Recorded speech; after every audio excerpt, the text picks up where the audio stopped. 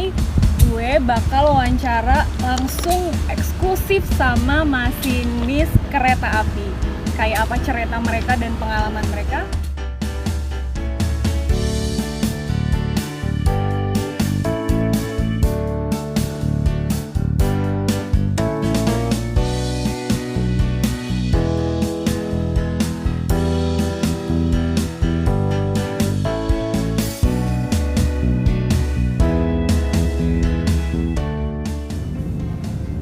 Part 1 telah diberikan. 9C1 sinyal utama berjalan.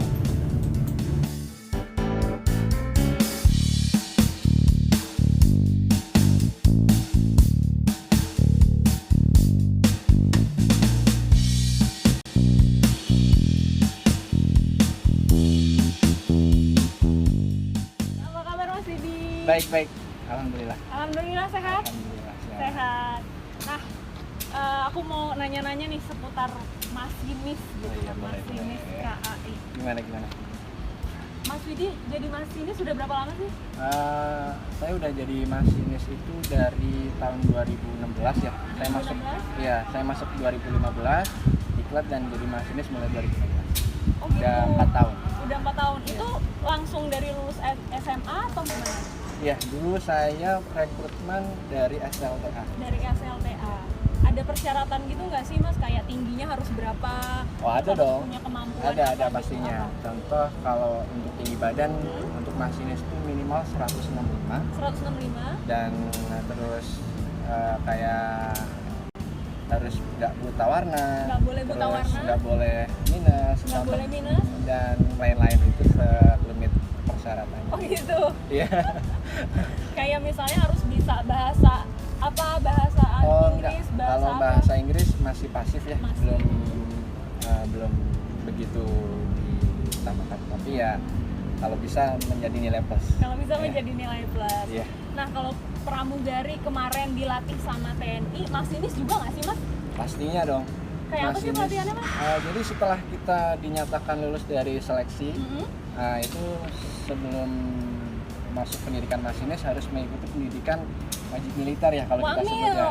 masinis ternyata ada wamilnya juga. Iya ya pastinya itu jadi untuk melatih mental kita, pribadi kita untuk selalu disiplin, tepat waktu, terus biar kita itu mentalnya terutama harus kuat ya, gitu aja sih. Berapa lama sih Mas pelatihannya? Itu dulu 10 hari ya. 10 hari. 10 hari itu di markas militer di Bandung Cimahi. Di Cimahi, di Iya. Gembleng diapain aja Mas?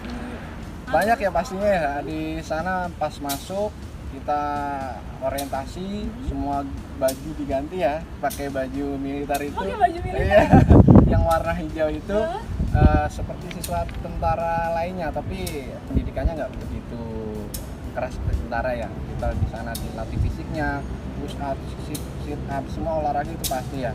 Dan semua kalau ada kesalahan itu pasti dapat hukuman. Oh iya, itu ada masinis itu di KAI ada 3 jenjang, dari masinis pertama, muda, madya, dan itu mempunyai jam kerja masing-masing ya.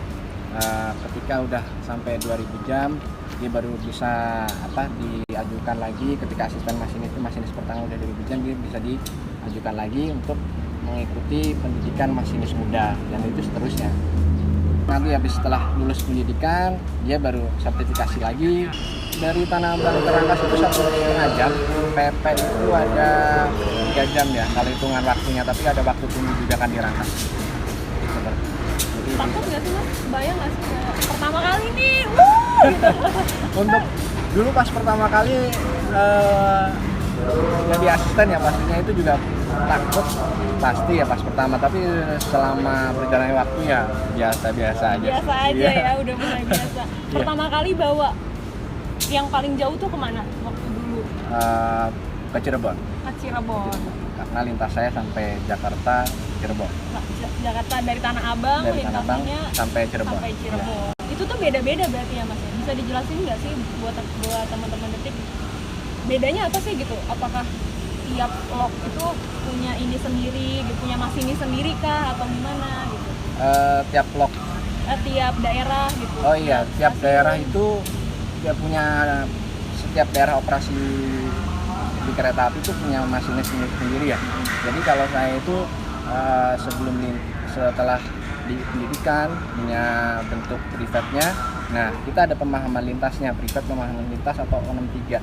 Itu kita pemahamannya sampai mana. Kalau saya sendiri dari lintas Jakarta itu dari Tanah Abang sampai Cirebon, itu lintas saya. Kalau saya itu kereta tujuan Surabaya, saya diganti di Cirebon sama masinis yang di daerah sana. Di daerah sana menuju yang mempunyai pemahaman lintas di sana. Oh gitu. Kalau sini Cirebon itu 3 jam. 3 Rata-rata 3 jam. 3 jam. Kan jam kerjanya sendiri berapa lama? Kalau jam efektif di kabin itu 3 sampai 5 jam. 3 sampai 5 jam. Nggak boleh lebih sehari. Nggak boleh lebih. Nggak boleh lebih. Wah. Karena berkaitan sama konsentrasi kita ya, sama fokus, kemudian lelahnya kita juga gimana. Jadi itu kita komunikasi sama asisten juga. Ketika semboyannya contoh meragukan, kita harus apa gitu. Misalnya nih di jalan kan sepi, jalan lurus-lurus aja masih lama, terus simbol juga nggak ada. Itu ada kayak curhat-curhat gitu nggak sih antara itu pastinya ya kadang-kadang ya cerita-cerita biar nggak ngantuk aja gitu. Iya itu pastinya ada untuk ya terutama untuk menghilangkan kejenuhan ya, biar kita nggak ngantuk itu pastinya ada tuh. Pastinya ada ya. Kalau misalnya siang-siang, kalau malam ngantuk banget gimana tuh Mas? Nah kalau ngantuk sih itu ya manusiawi ya, karena perjalanan itu kadang treknya lurus, itu kadang kita bikin ngantuk. Cuma kita harus memang benar-benar terjaga fokus, kita siasati mungkin dengan saya biasanya minum kopi ya, terus sambil ngobrol, itu biasanya gitu untuk menghilangkan ngantuk. Yang penting jangan diam dan jangan duduk terus. Diam gitu. Jangan duduk terus. Itu memang bisa ngapain aja Mas di dalam? Pull up atau gimana? Bisa ya, pull ya. up atau? Kalau di kabin kalau duduk terus kita juga ngantuk, kita bisa berdiri ya biar ngilangin rasa ngantuk gitu. Takut nggak sih kalau malam maksudnya ya kayak entah apa gitu, entah takut ada yang nggak kelihatan, maksudnya orang tiba-tiba di perlintasan tiba-tiba nyebrang atau apa gitu. Kalau malam, kalau yang selama ini saya jalani, saya nggak pernah ngerasa takut ya untuk hal-hal yang demikian tadi. Saya selalu yang penting fokus. Saya bawa penumpang banyak, saya harus bawa ini sampai tujuan, nggak usah rasa takut. Nggak ada rasa takut.